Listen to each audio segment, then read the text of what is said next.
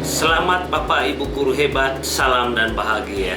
Ketemu lagi dengan saya Eduardus Cemahu, calon guru penggerak angkatan 10 SMA Negeri 1 Langkerembong, Kabupaten Manggarai. Pada kesempatan kali ini, saya akan mewawancarai dua kepala sekolah tentang bagaimana praktik pengambilan keputusan khususnya saat menghadapi kasus-kasus dilema etika atau konflik nilai kebajikan. Selamat menyaksikan.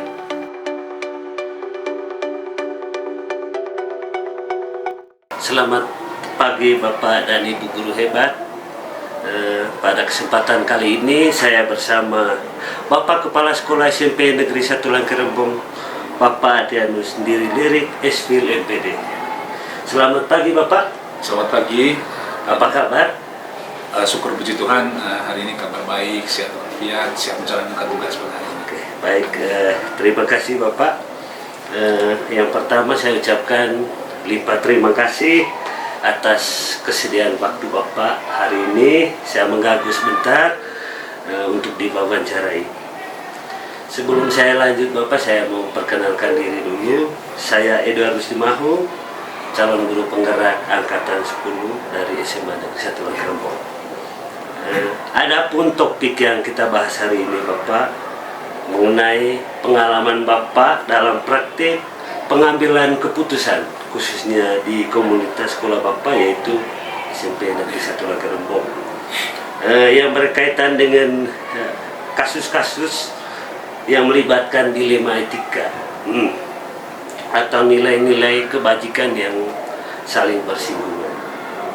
Jadi pengambilan keputusan yang tepat di sini penting dalam menciptakan lingkungan sekolah yang harmonis dan kondusif. Melalui refleksi ini nanti, saya berharap pengalaman tersebut dapat dipahami sebagai keputusan-keputusan untuk mempengaruhi dinamika khususnya dalam sekolah. Jadi saya sangat tertarik berkaitan dengan pengalaman Bapak nanti terhadap diskusi kita hari ini. Mulai pertanyaan yang pertama Bapak. Selama Bapak menjabat sebagai kepala sekolah di SMP 1 Langkerembong ini, mungkin sering dihadapkan dengan situasi yang penuh tantangan. Bagaimana Bapak mengenali atau mengidentifikasi kasus-kasus yang berkaitan dilema etika atau bujukan moral? Silakan. Baik, terima kasih Pak Edu. Yang pertama, saya ucapkan terima kasih karena pada hari ini berkenan datang untuk menggali pengalaman saya terkait dengan proses pengambilan keputusan dalam posisi saya sebagai seorang kepala sekolah, sebagai seorang pemimpin di lembaga ini. Ya. Jadi sekali lagi saya ucapkan terima kasih. Mudah-mudahan apa yang saya sampaikan ini bermanfaat untuk mengembangkan kompetensi Pak Edu dan juga untuk pengembangan diri berikutnya, ya, khususnya terkait dengan pengambilan keputusan. Ya. Baik, Pak Edu, terkait dengan bagaimana cara saya bisa membedakan bahwa ini dilema etika, kemudian yang ini bujukan moral. Ya. Yang pertama memang kadang dalam situasi-situasi tertentu kita tidak bisa membedakan atau sulit sekali membedakan ini bujukan moral, ini dilema etika karena kadang berkaitan. Tapi sebenarnya memang dua hal ini memiliki perbedaan yang mendasar, ya, di mana dilema etika itu terkait dengan hal yang sama-sama kita prioritaskan, ya, sama-sama benar, dan di antara dua pilihan yang sama-sama benar ini kita harus membuat keputusan. Sedangkan bujukan moral terkait hal yang benar dan yang salah. Untuk saya secara pribadi untuk mengidentifikasi mana dilema etika, mana bujukan moral, itu biasanya melalui identifikasi yang mendalam terhadap masalah. Ya. Jadi saya harus tahu dulu bahwa memang kasus atau hal yang terjadi ini memang hal yang secara etik dia salah, kemudian secara etik juga dia benar. Kalau terkait dengan hal itu terkait dengan hal-hal yang prinsipil, kemudian hal-hal yang terkait dengan regulasi, maka itu kan kita tahu mana yang benar, mana yang salah, khususnya untuk hal-hal teknis, hal-hal yang teknis. Itu beda dengan dilema etika. Karena dilema etika itu kan lebih pada hal-hal yang terkait dengan pertimbangan kebijakan, sama-sama benar. Maka di situ kan ada pertimbangan kebijakan, Iya. ada situasi-situasi tertentu yang Iya. harus kita pelajari sebagai bahan pertimbangan sebelum membuat keputusan. Jadi untuk membedakan itu saya butuh waktu khusus untuk mengidentifikasi permasalahannya, sehingga kita benar-benar tahu, oh ini bujukan moral, ini Iya. kalau untuk bujukan moral, mudah saja kita buat Iya, mudah keputusan. saja, Untuk tinggal- yang salah, Ya, itu salah. dinyatakan salah, yang benar kita nyatakan benar. Tapi terkait dengan dilema etika ini Iya. kan sesuatu yang membuat dilema untuk kita. Begitu. Memang agak berat ini. Iya. Berarti butuh analisis yang mendalam Iya, terkait betul, dengan betul sekali. Nah, kasus-kasus yang berkaitan dilema etika. Baik, Bapak, terima kasih atas jawabannya. Dalam mengambil keputusan di sekolah itu pasti ada momen mungkin Bapak harus memilih antara dua hal yang sama-sama baik, terutama terkait kasus di mana ada dua kepentingan yang sama, ya, sama-sama benar atau sama-sama mengandung nilai kebajikan. Bagaimana Bapak menghadapi situasi seperti ini? baik, untuk itu Pak Edo, ada banyak hal yang saya pernah alami selama ini terkait dengan dilema etika, bahwa dua hal itu kan harus kita pertimbangkan matang-matang. Iya. Berhadapan dengan masalah seperti ini, saya biasanya yang pertama saya coba merefleksikan secara pribadi, secara mandiri, kira-kira hal ini terjadinya kenapa. Ya, Saya ambil contoh ya, beda yang Iya, untuk yes. ini, untuk konteks kami, ada kasus pada saat kami rapat evaluasi, ya, entah ada evaluasi bulanan ataupun kenaikan kelas, itu dijumpai anak-anak yang sedikit bermasalah, Iya. Bermasalah karena misalnya karena kehadiran, kemudian karena partisipasi dalam Iya. kelas, kemudian karena keaktifan mengerjakan tugas-tugas, Iya. belajar dan seterusnya. Di satu sisi teman-teman berpendapat bahwa sesuai dengan aturan, maka misalnya anak-anak ini harus dipindahkan, Oh, iya. karena misalnya presentasi ketidakhadiran sudah sangat banyak, Iya, kemudian benar. juga partisipasi untuk pembelajarannya Iya. juga tidak maksimal. So, Maka secara berdasarkan aturan tertib kita, maka anak ini harus dipindahkan atau tidak naik kelas. ya, Tapi dalam perjalanan kita kan tidak langsung membuat keputusan. Iya. Kita kan harus mengidentifikasi Iya. mengapa. Mengapa, iya. Nah, kemudian setelah ditelusuri ternyata memang anak-anak ini lebih sebagian besarnya itu berasal dari keluarga yang bermasalah. Iya. Nah, keluarga yang bermasalah, bapak mamanya tidak, orang tuanya tidak bersama, kemudian hanya tinggal dengan kakak, tinggal dengan nenek dan seterusnya. Sehingga memang berdampak secara psikologis pada anak. Nah, berdasarkan pertimbangan-pertimbangan itu, Pak Edu, maka memang kita harus membuat keputusan yang bijak. Iya. Oh, ternyata memang rupanya anak ini akibat saja yang Iya, akibat, dampaknya. iya. Sebenarnya faktor utamanya Iya. itu di rumah. Nah, anak ini kurang perhatian, Iya. kurang dibimbing dan seterusnya. Sehingga memang kita tidak langsung membuat keputusan. Ini dikeluarkan, tidak. Kita harus mempertimbangkan itu. Kita harus selamatkan anak ini pakai hati nurani kita, pakai pakai juga prinsip Iya, kebijakan prinsip, kita iya. sendiri, bahwa memang anak ini harus diselamatkan oleh kita. Karena kalau bukan kita, siapa lagi Iya, yang siapa melakukan lagi? ya, Iya, begitu. betul. Kurang lebih gitu. Iya. Gitu. Dan saya tambahkan untuk tentunya dalam hal ini saya tidak membuat keputusan sendiri, ya. Iya. Ada keterlibatan teman-teman, ya, gitu. Misalnya dari balik kelas kita minta untuk melakukan kunjungan rumah, begitu juga dengan BPBK, supaya lebih menggali pengalaman dari anak ini. Ya. Kurang lebih begitu pengalaman saya. Jadi refleksi yang mendalam. Ya, memang untuk kasus-kasus seperti itu juga hampir di setiap sekolah juga, Pak. Ya. Iya. Kadang yang kita lihat itu regulasi saja. Iya, betul. Sementara akar masalah anak ini itu kita tidak pernah telusuri. Iya. Apalagi kan kurikulum Merdeka ini sekarang kan menekankan pembelajaran berpihak pada anak. Iya, betul. Jadi secara tersirat itu kurikulum Merdeka itu mengatakan bahwa anak itu tidak boleh dikeluarkan sebenarnya. Iya. Ya. Jadi terima kasih atas jawaban dari Bapak. Terus mungkin Bapak bisa ceritakan langkah-langkah atau prosedur yang bisa dilakukan ketika menghadapi kasus dilema etika di sekolah. Terkait itu, Edu, saya biasanya tidak membuat keputusan sendiri. Iya. Itu berarti saya menghadirkan rekan-rekan. Khusus untuk contoh masalah yang saya sampaikan tadi itu, maka yang pertama yang saya harus minta konfirmasi terkait anak-anak ini adalah yang pertama wali kelas, kemudian guru BPBK-nya. Iya. lalu nanti kemudian kita sama-sama mempertimbangkan dalam forum bersama teman-teman. Jadi itu teman-teman yang biasanya saya libatkan. Jadi saya sebelum saya membuat keputusan, saya mempertimbangkan itu, berdiskusi dengan teman-teman, menyampaikan pendapat saya, pertimbangan saya, kemudian meminta konfirmasi dari teman-teman berdasarkan situasi yang dialami oleh anak-anak ini. Oke, baik Bapak. Menurut Bapak, apa saja hal-hal yang membantu dalam membuat keputusan yang bijak ketika dihadapkan dengan kasus dilematika? Oke, terkait dengan hal-hal yang membantu saya, yang pertama itu ada informasi yang cukup. Ya. Cukup, malah informasi yang banyak, yang maksimal terkait dengan dengan anak-anak, atau yang seperti saya contohkan tadi, dengan anak yang mau kita beri keputusannya seperti apa. Itu saya harus memiliki informasi yang banyak. Kemudian informasi ini kan kita peroleh yang pertama dari teman-teman gurunya, berdasarkan kunjungan rumah dari BPBK, gitu. Dan juga ya kalau boleh kita mendengarkan secara langsung dari orang tua atau dari terdekat. Kemudian yang membantu juga itu adalah pertimbangan dari teman-teman, dari rekan-rekan guru. Jadi mereka memberi pertimbangan, kemudian pertimbangan kita coba dielaborasi dengan baik berdasarkan situasi yang dihadapi oleh anak ini. Jadi kurang lebih begitu ya yang saya gunakan. Terima kasih atas jawabannya. Ya. Tentu saja setiap proses pengambilan keputusan itu tidak selalu mulus, gitu ya. Mungkin apa saja tantangan terbesar yang pernah Bapak hadapi ketika menangani kasus-kasus dilematika ini? Yang pertama tentunya pertimbangan kita itu tidak serta-merta diterima oleh teman-teman yang lain. Misalnya sebelum saya membuat keputusan kan diskusi dengan teman, ada pendapat pro dan kontra di situ.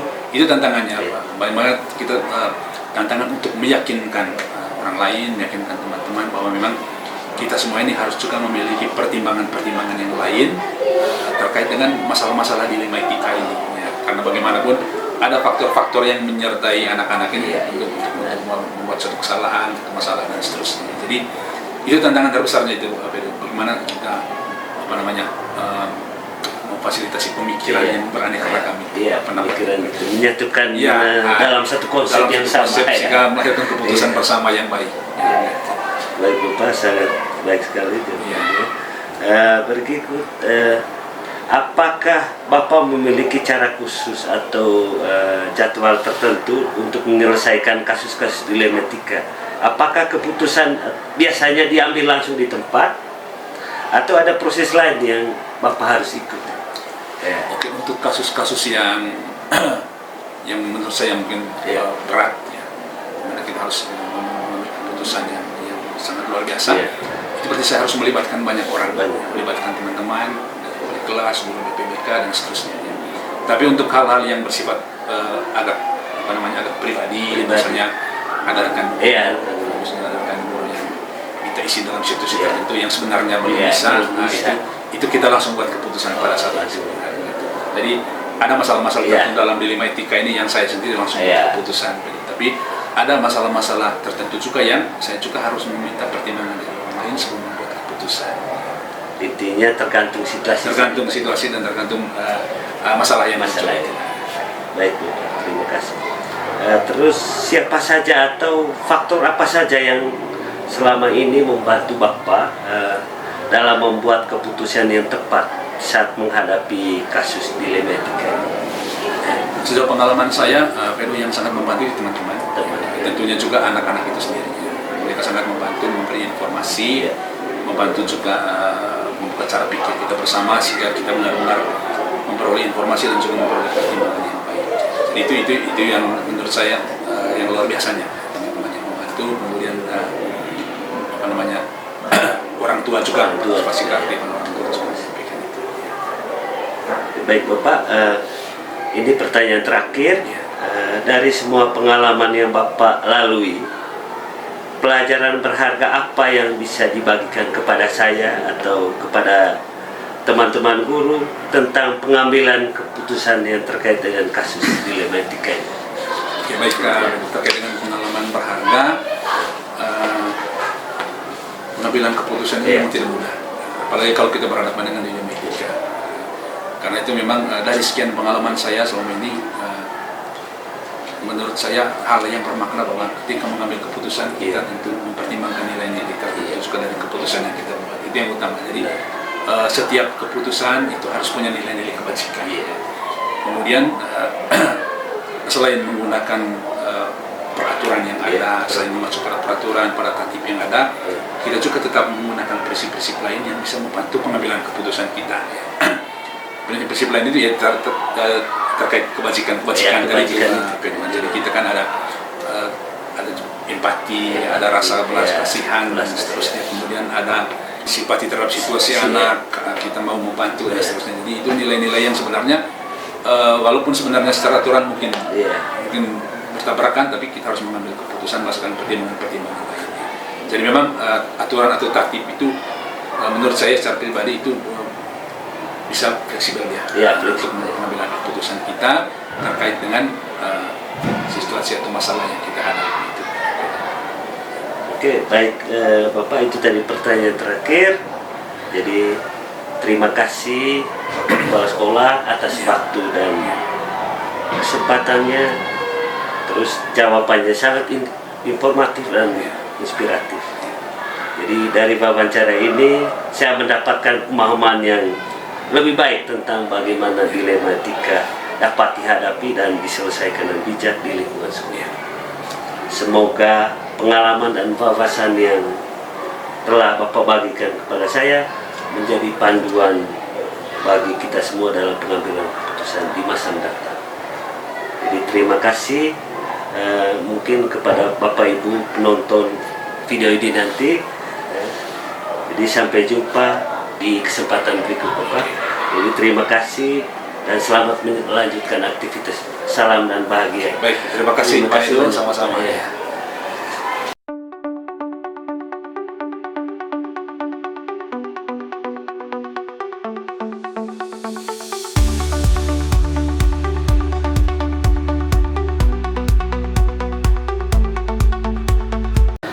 Selamat siang Ibu dan Bapak guru hebat.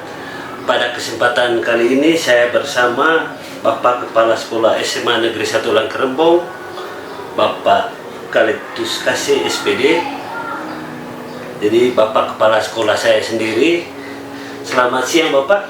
Selamat siang Bapak Edu, selamat siang juga Bapak Ibu guru hebat di mana saja berada. Baik Bapak, apa kabar? Baik. Baik Bapak, terima kasih atas waktu yang diberikan. Jadi berkenan untuk diwawancarai pada siang hari ini. Topik yang akan kita bahas siang ini Bapak adalah terkait pengalaman Bapak dalam praktik pengambilan keputusan, khususnya di SMA Negeri 1 Langkerembong, khususnya saat menghadapi kasus-kasus dilema etika atau konflik nilai kebajikan. Jadi tentu pengambilan keputusan yang tepat sangat penting untuk menciptakan lingkungan yang harmonis dan kondusif. Jadi melalui diskusi ini nanti saya dapat memahami dampak-dampak keputusan tersebut terhadap dinamika sekolah. Jadi saya tertarik mendengar pandangan Bapak atau pengalaman Bapak mengenai pendekatan yang digunakan dalam menghadapi situasi kompleks dan bagaimana prinsip moral yang diterapkan untuk memastikan bahwa keputusan yang adil dan bijaksana. Kita mulai dengan pertanyaan yang pertama Bapak. Selama Bapak menjabat sebagai Kepala Sekolah SMA Negeri 1 Langkerembong, mungkin Bapak sering dihadapkan dengan situasi yang penuh tantangan. Bagaimana Bapak bisa mengenali atau mengidentifikasi kasus-kasus yang dilema etika atau ujukan moral? Silakan. Bapak Edu, Bapak Ibu guru hebat, jelas kita lihat dari kata kuncinya dilema etika itu sebetulnya pertentangan antara nilai-nilai moral dan kepentingan baik itu kepentingan individu maupun kepentingan kelompok.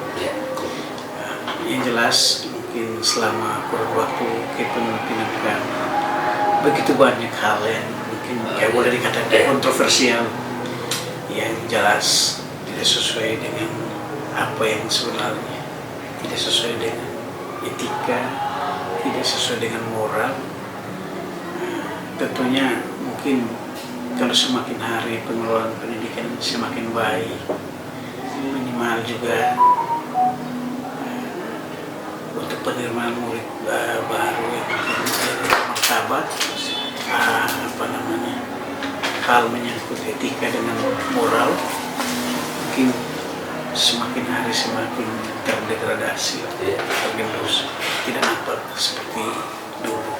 Tapi yang pasti bahwa dalam sebuah lembaga dan juga khususnya lembaga pendidikan, dilema etika itu selalu muncul dalam setiap pengelolaan pendidikan. Tinggal kira-kira bagaimana kita secara bijak untuk bisa mengambil keputusan atau menyelesaikan masalah itu sebijaksana mungkin.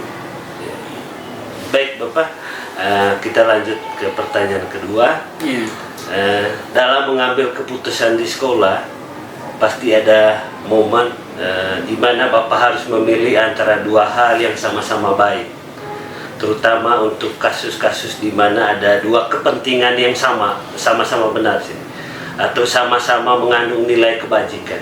Bagaimana Bapak bisa menghadapi situasi seperti ini? Saya selalu berprinsip bahwa lembaga pendidikan ini kan lembaga sosial, bukan lembaga peradilan. Untuk itu, dalam menyelesaikan masalah di lingkungan pendidikan, yang jelas mungkin bisa saja ditemukan masalah bahwa seperti tadi bahwa dua-duanya benar. Juga bisa dua-duanya juga belum tentu benar, atau juga yang jelas kalau yang satu benar mungkin yang satu salah atau sebaliknya.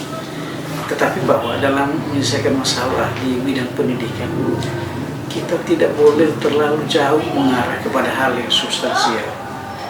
Kita harus selalu berada pada permukaannya saja.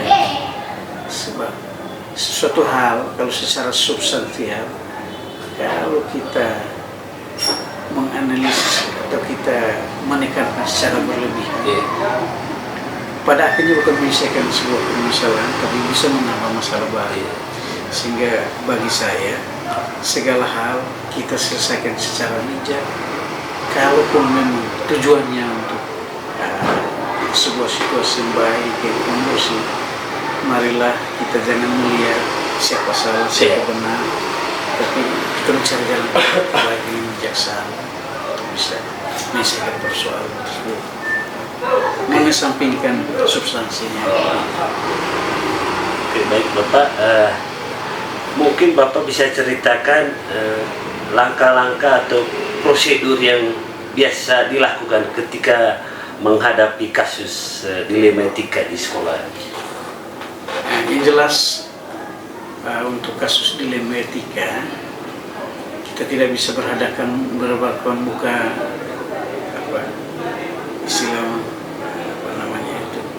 diperhadapkan. Kalau memang lebih dari satu lah, bisa saja dilema itu antara saya dengan orang lain atau pihak lain, atau pihak lain dengan pihak lain, dan kebetulan saya sebagai mediatornya. Jadi yang pasti bahwa dalam menyelesaikan kasus-kasus dilema seperti itu, yang jelas yang paling pertama itu kan para pihak itu kita baik untuk bertemu tidak bersamaan, dan setelah bertemu secara tidak bersamaan, setelah kita cari tahu benang merahnya, maka dari situ kita bisa bertemukan jika perlu. Tapi kalau memang tidak perlu dipertemukan, tidak harus. Banyak saya menyelesaikan kasus yang terselesaikan yang baik, tetapi pihak-pihak yang mungkin berseteru juga tidak sempat bertemu. Intinya adalah dialog terbuka yang perlu ditekankan. Yang berikut mungkin tergantung situasinya. Oke, baik Bapak, menurut Bapak apa saja hal-hal yang paling membantu dalam membuat keputusan yang bijak ketika dihadapkan dengan kasus dilema etika? Hal-hal yang membantu. Yang jelas kalau hal-hal yang sangat membantu ini, ya kalau untuk masalah-masalah dilema etika itu kan hal-hal yang membantu itu tidak lain adalah kesediaan dari pihak-pihak yang mungkin merasa tidak saling menerima itu. Bisa kesediaan untuk bisa menyelesaikan masalah itu saja. Karena kalau misalnya dia tegar hati, ya selesai, tidak ada jalan keluar, itu saja. Karena tidak ada semacam kekuatan dari luar untuk bisa mengarahkan selain yang bersekutan sendiri bersedia, dan itu yang terjadi apapun masalahnya.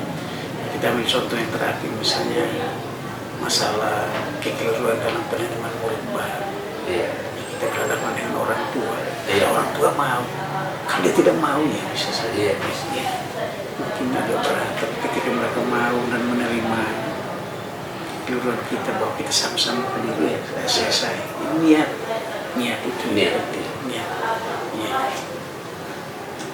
Oke, baik Bapak. Tentu saja di setiap proses pengambilan keputusan itu tidak selalu berjalan mulus. Mungkin apa saja tantangan terbesar yang Bapak hadapi ketika menangani kasus-kasus terkait dilema etika ini? Yang jelas tidak ada saya katakan bahwa dilema etika ini kan versus, sejak awal saya suka katakan versus artinya menjelaskan dia tidak sesuai dengan yang sebenarnya itu. Jadi apapun yang kita selesaikan tentu tidak pernah memuaskan siapapun itu. Siapapun.